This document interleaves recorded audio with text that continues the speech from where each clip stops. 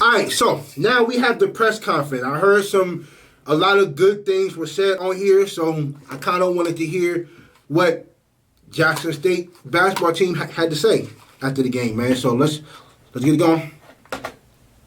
It was tough. I know, like that was tough. Post-game press conference. That was tough, man. Jackson State. That. Head coach Tamika Reed to my left. We're also joined by redshirt junior forward Maya Crump, 21 points, 5 rebounds, and graduate center Amisha Williams-Holiday, 15 points and 12 rebounds in this evening's game against LSU. Once again, please silence your phones. If you are in person and have questions, raise your hand. We'll bring a microphone to you. Those joining on Zoom, if you have questions, if you'll click the raise hand, we'll get to you when the opportunity arises. Coach, as always, congratulations on the effort on your season. We'd like to start with you and the opening comment you'd like to make. Well, I'm first of all just extremely proud of our team. I'm proud of them too. How hard they fought. They never gave up. They never stopped believing.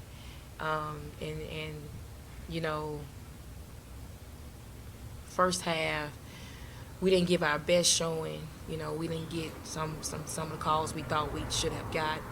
It was an uphill fight and a battle in that regards. Nevertheless, that was something we dealt with all year in preseason play. But aside of that, you make free throws. I think it's a different ball game. Okay, so I'm extremely proud of our players. That's what I didn't see. Maya, I'm very proud of Amisha, and I'm proud of the entire team and my coaching staff. Thank you, Coach. We'll address questions to the players first. When you get the microphone, please say whether or not you're addressing it to Maya or Amisha, and we'll go with players first. This one's for Amisha. You talked a little bit about you coming back to Jackson State for an additional year so that you could play in the tournament again. Can you describe the feeling in the motion playing out there today and coming so close? Even though I didn't start good, I think I had a ending good. I just know I had to show who I am when I got out there on the floor and play for my team and try to get the win. Even though we didn't get the win, I think we played very good and very hard. This is for both of you. Man. Maya, you can answer first. You guys came out with Rise the Underdog t-shirts. Can you talk a little bit about what that phrase meant to you guys and how you kind of went out there and embodied the underdog? So in the preseason, we started saying, Rise of the Underdog because it seemed like every game we were the underdog. We were playing against Power Fives. Everybody looked to see the Power Fives blow us out, and we didn't get blown out once. So we just stuck with that same phrase in the postseason. Today they shouldn't have been the 14th seed. Rise the Underdog, but it didn't come out as we planned. But as she said, that's what our statement was for Rise the Underdog. They shouldn't have been the 14th seed to begin with. You don't see a lot of 30-point quarters in college basketball anymore. Just what did you all do so well, and how much confidence did that give you, to come out of the half and really take it to them? That tech. That tech, Coach Reed got that fueled us, because Coach Reed always got our back. I wish they would have showed Coach Reed catch the tech. We got to have her back. She can't say much, so we got to play with the ball. I know it's kind of hard to do it, but when you look back at your career at Jackson State, the decision to come here and how everything ended up, what do you take away from this whole experience? I'm very thankful that I came back because I accomplished a lot, but it's a lot I can take from this. It just built me as the person I am today and made me a better person, and I thank Coach Reed for giving me a chance, and I just got more to prove. With an MVP on top of it. She came back with an MVP. Coach Reed said on your goals board, beating a Power 5 team was the one that you hadn't ticked off, but I think you guys really represented your team really well today. Is there any solace in that? Say that again? Comfort in how well you played and kind of what you showed of your team. You guys just talked about being blown out before. That clearly wasn't the case today. I mean, you take comfort in it, but the job's not done. The goal ain't finished. We didn't meet each other.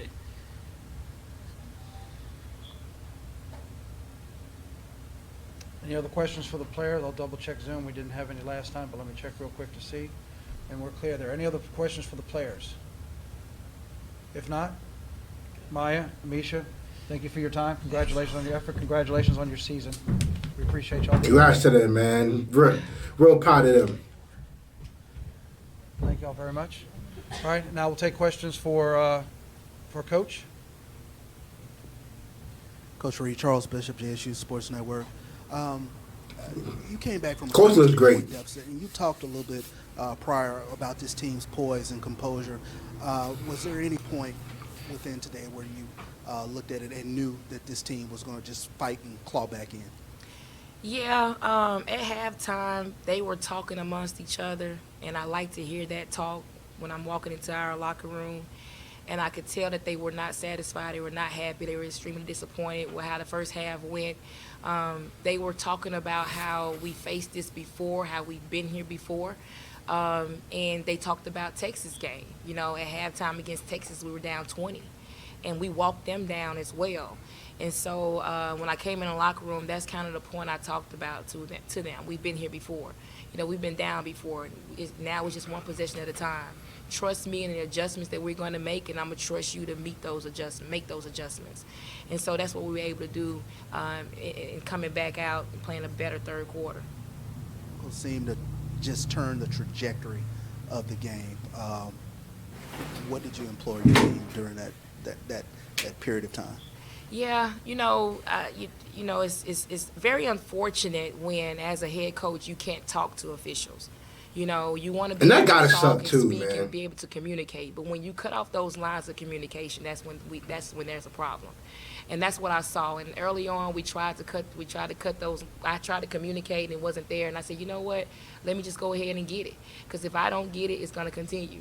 And so I thought I was going to get away with it, but I didn't. He saw it and understood what it meant. I went with it, you know.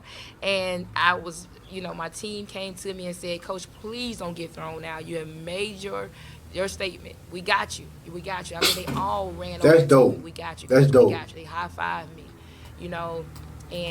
and they did. They did just that. We took a 10-point lead, and we just kind of went from there. And so I thought that was a great technical foul at that time, and, I'm glad he called it. But you know what's dope about that, man? Like, for them to be down by 17, fight their way back and to eventually go up by 10, that just shows how good Jackson State has been all year long, man. And it started, everything starts off with the coach. Everything starts off with the coaching style. Like Tamika Reed had Jackson State on go all year long, man. And I'm extremely proud of her and that team, like Jackson State. Like they really did it. They did that. They did that. Last year you told your team after they lost to Baylor, we will be back here. What was your message after today's game to them? Honestly, my message after today's game was we have to continue to fight for our institution, for our conference. We have to continue to fight for our culture. Mm-hmm. We have to continue to knock on walls to get respect. We're knocking on walls. You've accomplished some things that hadn't been accomplished in this program and in this conference. But now it's time to come back and knock the walls down. We have to make a strong statement in preseason next year, another strong statement. And we're going to keep knocking until the respect is there. We're going to keep knocking until we get the same as other institutions. We're going to keep knocking. Because what happens is the transfer portal evens the playing field. And with the playing fields being even, all we ask is for everything to be fair across the board. Yes, we faced a very good team today, a very well-coached team. Yes, we came out with a game plan. Yes, we missed free throws. Yes, we made mistakes, but there were still some other things that played into that, and the world saw it. So for our institution, for our team, for our fight, we're going to continue to knock until we knock those doors down. That's what my message was. Bars. I may not want to hear anything else she had to say, but that was bars. Because Jackson State, for as good as they've been, for the season they had last year and the season they had this year, there's no way they should have been the 14th seed. No way. And But you know, that's a testament to like that's the respect level that they have for HBCUs. Like I said in the last video, I don't know any other HBCU or I don't know any other HBCU program that has ever gotten a seed in a tournament higher than 10 or lower than 10, however you want to put it. But they've never been on the top half of the bracket. Somebody gotta show me that, but yeah, that was powerful. On that, I love less that. than 24 hours I love that. from what the world I love what witnessed she said. South Carolina do to Howard. How do you think your team and their play today against Baylor kind of earned that respect for your institution and for HBCUs across the country? Well, I hope it has given them a sense of pride that we can do it. You know, I hope it has encouraged everybody. I mean, obviously we didn't win. I don't know what y'all saw, but all I feel is a loss, you know. But if anybody could take anything away from it, is that we can, and we will. We will. We will. You will see a change. We're going to keep working, and it's going to. And when the change starts, it's going to go across the board. It's going to go across the board. And it doesn't matter who we are. It doesn't matter what position we are. It doesn't matter what institution. No, it doesn't matter what conference. It's supposed to be the same across the board. Yes, ma'am. Talk that. You do well to Yes, get that ma'am. again. You like that? You know, they saw weakness, and they started driving to the basket. They started attacking our big, and you know, we tried to jump into a 2-3 to kind of pad those gaps and keep them from going downhill. But you know, they put pressure on us. Kim does not do a whole lot of full court pressing. She pressed us, and she went back into a 2-3 zone. She doesn't play 2-3 zone. So for us to be able to make her do some things that she doesn't do says a lot about this team, and I'm extremely proud. But those are the changes that they made, and we've seen a lot of pressing all year, and so we tried to make those adjustments. But again, when you got your point guard coming down the floor and she get tripped and hit in the face and nothing is called for it, is what we face, you know, and it's okay. You just got to play through it. But she did a great job of putting up the pressure full court and attacking us. With the bad foul calls to add to it. Coach, And especially in the fourth quarter to add on to the bad calls. Like, I know you have a lot of takeaways after each season, and looking at this season and how this game played out, I guess what do you and your coaching staff want to address going into next year, given that you guys are, you know, so close to meeting these ultimate goals? You know, we want to continue to recruit bigger, continue to recruit bigger guards, continue to recruit bigger players, continue to recruit players like Maya Crump, who's played at this level. You know, players who are not fearful, players who are going to continue to take this program forward. Every year, my staff has done a great job in recruiting great talent, and so what happens is who we face in the tournament is what we begin to measure ourselves on. So, you know, we just got to continue to recruit better athletes, and I'm not saying anything is wrong with my team now. Don't get me wrong, but obviously we want to continue to put those pieces there because you have to continue to climb. You got to continue to climb, and you're only going to do that when you bring in the top athletes, and we have that coming. You know, we have some pretty big commitments. yes, ma'am. Some pretty big signees, and so we're going to keep It's building. about this to thing. be crazy. We're going to wear this transfer portal out. You know, I hope I can find somebody who in the Sweet 16 this year, somebody who can make it to the Elite 8. I'm going to get 'em, buddy. You know, so Oh, buddy. when you can bring that type of experience to your program, this doesn't happen again. We're knocking. And I'm telling you, we're going to knock that door down next year. She got that Deion Sanders mentality. One more question? She got that prime time mentality. I like it. Quick follow-up. What does I like Amisha it. meant to this program? Because I kind of allude to transfer portal. I think she kind of proved that, hey, this can happen. These kind of things can happen. Just what she meant to the program and her performance and, you know, being a WNBA prospect potentially as well. Misha means everything to this program. You know, just to start, for us to even get her here into the program, begging her to come play. She said she didn't like to run. I said, you don't have to run. We'll figure that running part out. Then 30 minutes later, she sent me a picture of a pregnancy test. And I said, I don't care. I just want you in school. And so to see her come, and she has grown tremendously. I've watched her grow from the first time I met her in high school to now. I've seen her grow. I've seen her grow as a young lady, as a young woman, as a wife, as a mother. She's helped make me a better person. She's helped me believe. She's the one who's built this program. You know, because she believed enough in me, others followed her, you know, and others followed them. She said she has opened the door. The ceilings that we're trying to crack, that's what she has done for the program.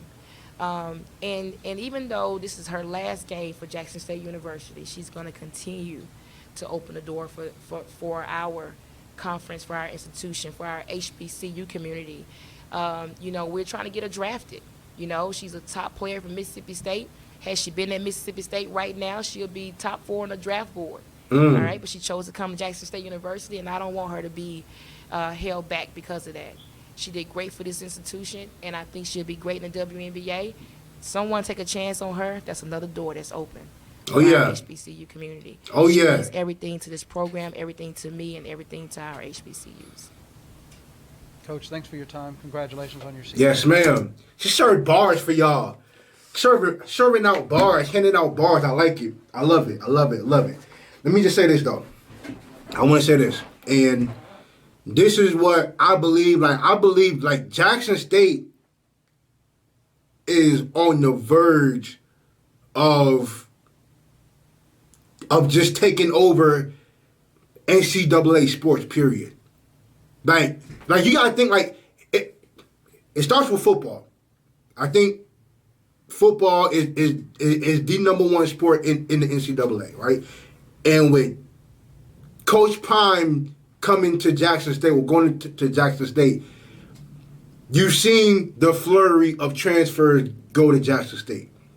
And now with Jackson State being, having not only the number one recruiting class for the 2 straight years, but now for them to have the number one player in the country, then for the lady basketball team to do what they did, to go 18-0 in the conference, and then for them to do what they did yesterday against LSU, then you have Mo Williams coming to be the head coach for the men's basketball team. Look, in the next 2 years, bro, in the next 2 years, I won't be surprised if one of these Power 5 schools go up against Jackson State in football, and they're going to find out what happens. I can't wait to see Jackson State in football go up against an SEC school or an ACC or the Big Ten, the Pac-12, whatever. Any of those Power 5 schools, one of those matchups is going to happen eventually, especially with the way that Jackson State is recruiting and how many Power 5 transfers that they received already. So it's eventually going to happen. But there's a small, it's a small stepping stone. And it takes time with any change. The progress is always going to be slow, but you're going to see change year after year after year, and eventually, Jackson State is going to do some things that only Power 5s could do. It's going to happen eventually, man. But yeah, look, shout out to the whole Jackson State community, dog. Jackson State, dog, the sports program in its entirety is on go mode right now, man. And I know that Jackson State, even with this loss, they're on a high. Even with this loss, because they came so close. For them to be down by 17 and then up by 10 with less than 6 minutes left to go, it's just something. But I'm proud of them. Tamika, that girl Tamika, look, she's been doing her thing at Jackson State for the past 2 years. So yeah, Dang, that transfer portal, ooh, I can't wait to next year for these ladies, man. But congrats to y'all on a real good season. And look, next year is gonna be even better for y'all.